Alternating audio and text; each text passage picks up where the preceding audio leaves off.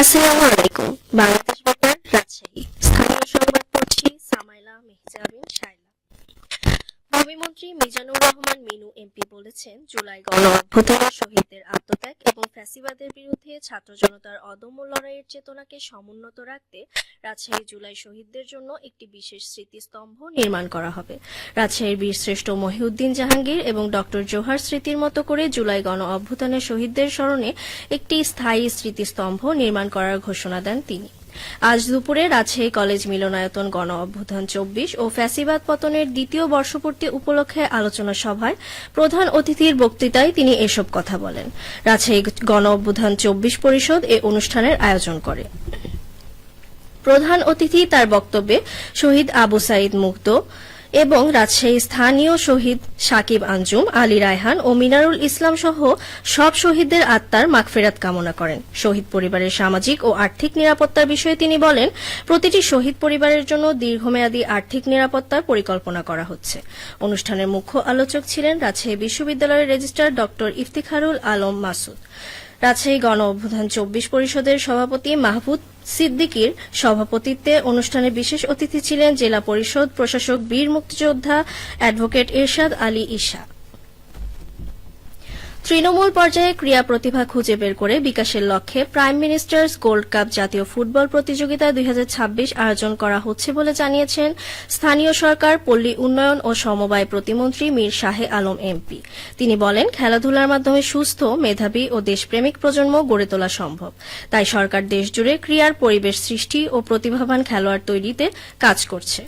আজ বগুড়ার শিবগঞ্জ উপজেলার অডিটোরিয়ামে স্কুল, কলেজ, মাদ্রাসার প্রতিষ্ঠান প্রধান এবং শারীরিক শিক্ষা শিক্ষকদের সঙ্গে প্রাইম মিনিস্টার্স গোল্ড কাপ জাতীয় ফুটবল প্রতিযোগিতা ২০২৬ উপলক্ষে আয়োজিত মতবিনিময় সভায় প্রধান অতিথির বক্তব্যে তিনি এসব কথা বলেন।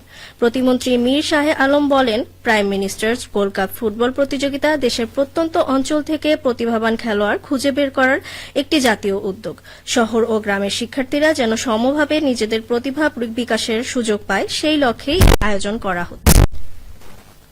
প্রধানমন্ত্রীর নির্দেশনা অনুযায়ী প্রতি শনিবার জনসাধারণের সংশ্লিষ্ট সকলকে উদ্বুদ্ধকরণের মাধ্যমে ডেঙ্গু প্রতিরোধের সচেতনতা বৃদ্ধি, মশক নিধন, এডিস মশার প্রজননস্থল ধ্বংস এবং পরিষ্কার পরিচ্ছন্নতা কার্যক্রম রাজশাহীতে নিয়মিত পরিচালিত হচ্ছে।